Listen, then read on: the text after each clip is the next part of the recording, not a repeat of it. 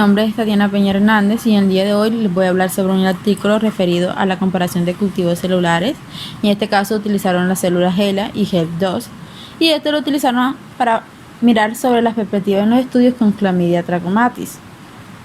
Como saben, soy estudiante del curso de microbiología del Departamento de Biología, Facultad de Ciencias Básicas de la Universidad de Córdoba. Pues antes de hablarles sobre lo que se trató en la investigación, quería mostrarles algunas generalidades de esta, entre las que encontramos que podemos explicar que es Chlamydia trachomatis. En términos generales, Chlamydia es una bacteria gram negativa, patógena intracelular obligada, es decir, que no sintetiza ATP y necesita células huéspedes para lograr este objetivo. Además de eso, infecta células epiteliales del tracto urogenital y la conjuntiva. Este microorganismo tiene dos biotipos, en que los encontramos el tracoma y la LGB, que es la linfogranulo venéreo. En la taxonomía de esta especie encontramos que hace parte del dominio de bacteria del filo Chlamydiae, del orden Chlamydiales, familia Chlamydiaceae y del género Chlamydia, en especial la especie que estamos tratando, que es la Chlamydia trachomatis. Se utilizó este tipo de bacteria porque es una bacteria que causa unas enfermedades asintomáticas de gran importancia clínica y para la salud pública.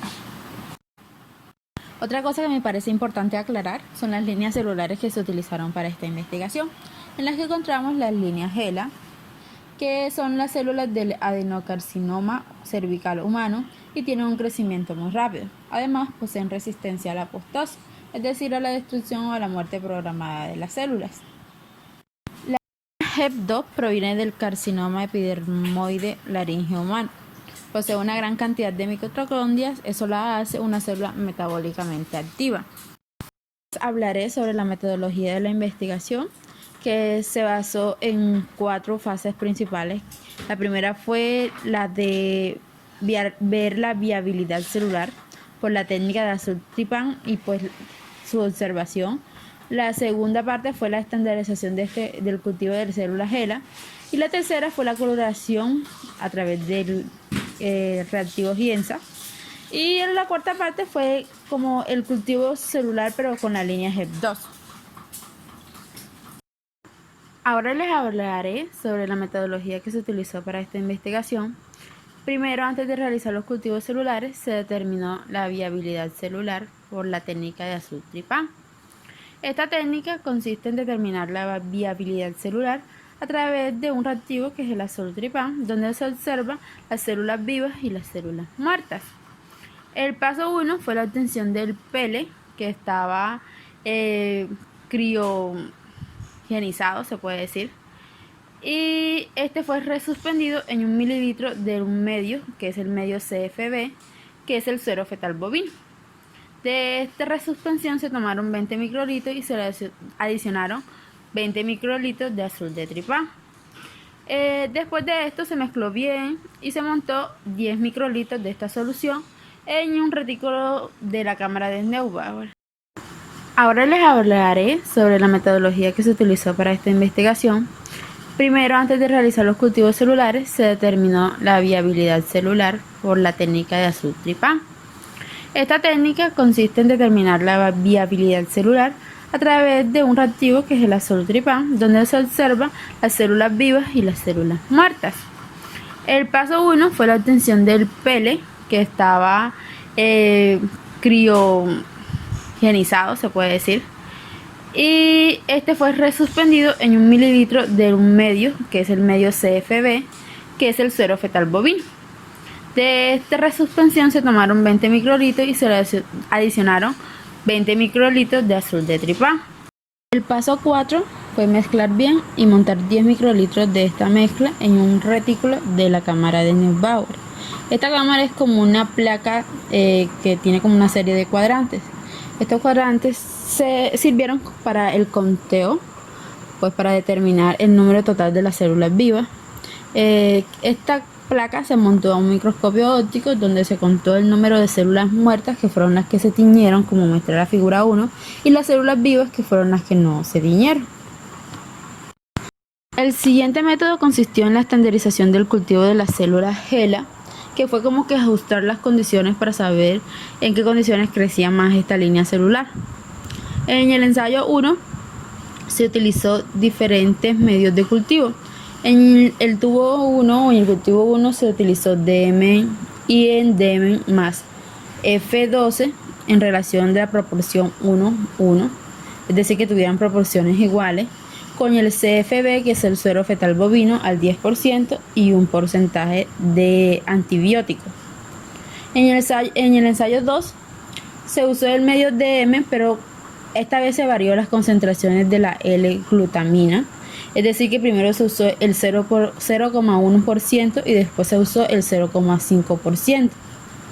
Y en el ensayo 3, en este varió fueron las concentraciones del CFB, que es el suero fetal bovino, donde se utilizó una concentración del 5% y otra del 10%, utilizando el medio de DMEM y la concentración de L-glutamina establecida como la ideal. Como nota, todos estos ensayos fueron incubados en una atmósfera del 5% de CO2 con una temperatura de 37 grados centígrados, y para cada ensayo o para cada subdivisión de cada ensayo demoró un tiempo de 72 horas. Como nota, todos estos ensayos fueron incubados en una atmósfera del 5% de CO2 con una temperatura de 37 grados centígrados, y para cada ensayo o para cada subdivisión de cada ensayo demoró un tiempo de 72 horas. Como les había hablado, en la metodología se tuvo que estandarizar pues el tiempo de la coloración óptima de Gienza, que permitiera evidenciar las inclusiones de los cuerpos elementales y reticulares. Esta coloración de Gienza se basa en una combinación de distintos colorantes, como el azul de metileno. El azul de metileno es utilizado como el tinte básico, y la eosina, que es el tinte ácido. El siguiente método es la coloración de Gienza. Se determinó pues o se estandarizó el tiempo ideal para realizar esta coloración, donde se pudo observar la morfología celular pues un poquitico más detallada, y se inicia con la elaboración de los colorantes necesarios para este proceso. Pues para estos colorantes se necesita hacer pues una solución amortiguadora y una solución madre. Como se observa en la tabla 1, para poder hacer esta solución amortiguadora se mezclan 72 mililitros de la solución A con 28 mililitros de la solución B, y después se aforra con 1 litro de agua destilada, y esta mezcla se le ajusta el pH, obteniendo un pH de 7,2, y finalmente se filtra. Para la solución madre se necesita 0,5 gramos del colorante, se utiliza 33 mililitros del metanol libre de acetona y glicerol, se utilizan 33 mililitros. El paso 2 es hacer la coloración cultivando células sobre una laminilla de vidrio estéril. Una vez estas células incubadas, se lavaron con solución salina totalmente estéril, retirando los posibles detritos.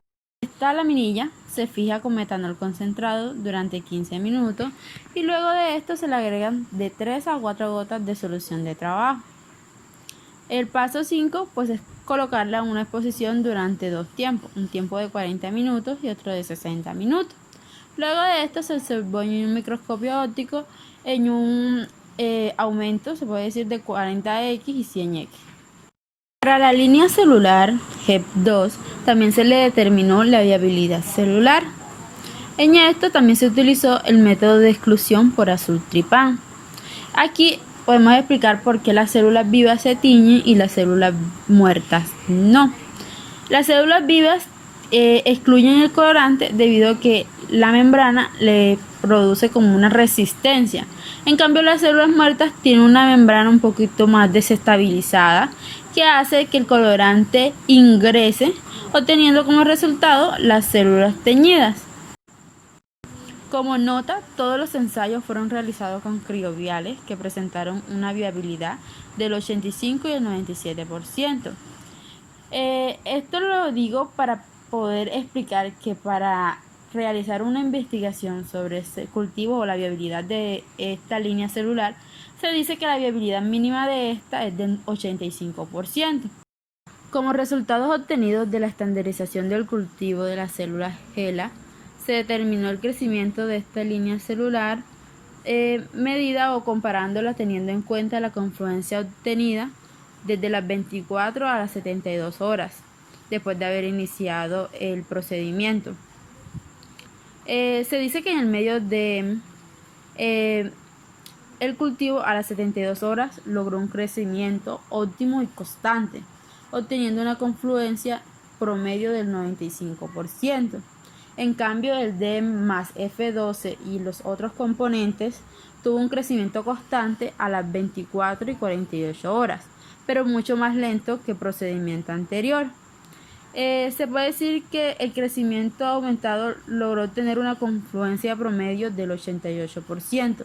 Como vemos, la confluencia es menor a la del medio DEM.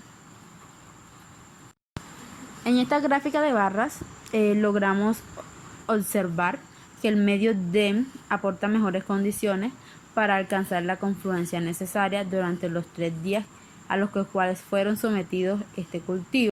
Esta confluencia alcanzada por el medio DEM es importante al momento de la investigación contra la infección de estas líneas celulares con la bacteria Chlamydia trachomatis. Determinación de la concentración de L-glutamina para estandarizar el cultivo de la línea celular HeLa. Primero tengo que explicar por qué es tan importante la L-glutamina. Pues esto es un aminoácido que sirve como un enriquecedor, se puede decir, del medio y que le brinda los nutrientes requeridos para aumentar el crecimiento. Además, logra la adhesión celular que hace lograr o que llega a la confluencia esperada. En la imagen anterior y en la gráfica esta de barras se puede evidenciar que las diferentes concentraciones de glutamina versus la confluencia observada evidencia que la concentración del 0,1% las células presentan un crecimiento continuo y las confluencias más altas a un menor tiempo. En cambio, con las de 0,5 no alcanzan las confluencias necesarias. Con el 0,1% de la L-glutamina también logra que la mayor cantidad de células se adhieran al. Bueno, para la estandarización del suelo fetal bovino de las líneas celulares HeLa, pues también tengo que explicar por qué es tan importante este suero, debido a que este aporta unos factores de crecimiento como son las hormonas, los minerales, los lípidos y otros macronutrientes que pues al ser agregados al cultivo pues suplen satisfactoriamente los requerimientos metabólicos. Esto garantiza la proliferación de las células y la adhesión celular. Bueno, para este suero se realizó con dos concentraciones diferentes. La primera fue del 5% y la segunda del 10%. Esto se determinó, pues su desarrollo de esta línea celular se determinó en función del porcentaje del suero fetal bovino, donde se observó que las células cultivadas con el 5%, este proceso es un proceso mucho más lento y hace que las células se encuentren sometidas a estrés, disminuyendo la confluencia en los primeros días. En cambio, las células cultivadas con el 10%, su crecimiento es mucho más rápido desde el primer día. Las células muestran una morfología definida y al tercer día alcanzan la confluencia deseada. Este procedimiento se realizó en un lapso de 7 días. Pozo. Había explicado en la metodología, había que estandarizar pues el tiempo de coloración dependiendo de esta línea celular. En este caso es la línea celular HeLa. Para poder, se puede decir, evidenciar pues unos cuerpos elementales. Además de esto, la coloración de Gienza se basó, o más que todo es una coloración que se basa como que en tintes básicos y tintes ácidos. En este caso, el tinte básico fue el azul de metileno y el tinte ácido es la eosina. Como sabemos, el colorante básico, que es el azul de metileno, es un colorante metacromático, es decir, que su resultado da un color púrpura o azulado. Además de esto, pues se realizaron lapsos de tiempos diferentes de 40 a 60 minutos, donde a los 40 minutos se evidencia pues una clara definición del núcleo y el citoplasma se ve sin precipitantes del colorante, lo cual permite realizar una buena observación al momento de la infección. No puedo ilustrar la coloración de Giemsa para la línea celular HeLa porque en el artículo muestra algo así como la figura, pero no muestra imagen, o sea, no se muestra la imagen.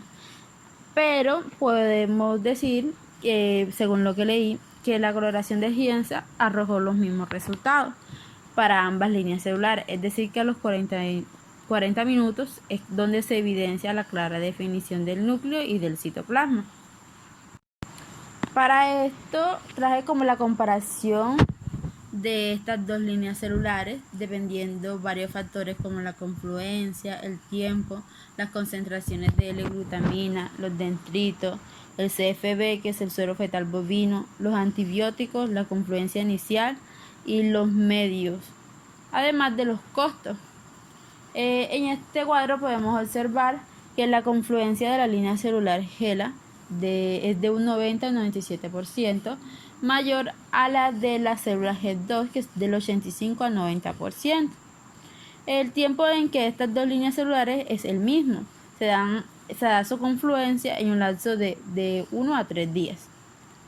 Y la concentración de L-glutamina también es igual para ambas células o para ambas líneas celulares, es decir que al 0,1% de la L-glutamina es como la condición perfecta del cultivo. Además, están los dendritos, que en la línea celular HeLa no hay presencia, en cambio la otra línea celular es bastante aumentada. El suero fetal bovino en ambas líneas celulares es el mismo porcentaje, y los antibióticos varían dependiendo de las líneas celulares. En la línea HeLa es como más específico, ya que utiliza un porcentaje de ampicilina, tetraciclina y antimicóticos. En cambio, la HEP2 utiliza una mezcla amplia de antibióticos. En la confluencia inicial, desde el primer día, se da que las células de la línea celular HeLa es del 65 al 75%. En cambio, la célula HEP2 es de, ¿cómo les puedo explicar? Como más corta, es decir, que la confluencia es más pequeña que la línea celular HeLa. Y los medios, la célula HeLa se da mejor en un medio DEM que en un medio DM más F2. Y los costos son bajos en la línea celular HeLa y son muy altos en la línea celular HEP2. En la discusión encontré que la línea celular HeLa es establecida como una base para el estudio para encontrar problemas asociados al cáncer, utilizando células humanas que se multipliquen fuera del organismo, o sea, de manera in vitro. A partir de esta base, pues se puede decir que se utilizan diferentes estudios relacionados con los ensayos de infección, como en este caso que se utilizó para la bacteria. Como ya había dicho antes, este estudio se realizó en busca de optimizar pues líneas celulares con el fin de infectarlas con Chlamydia trachomatis.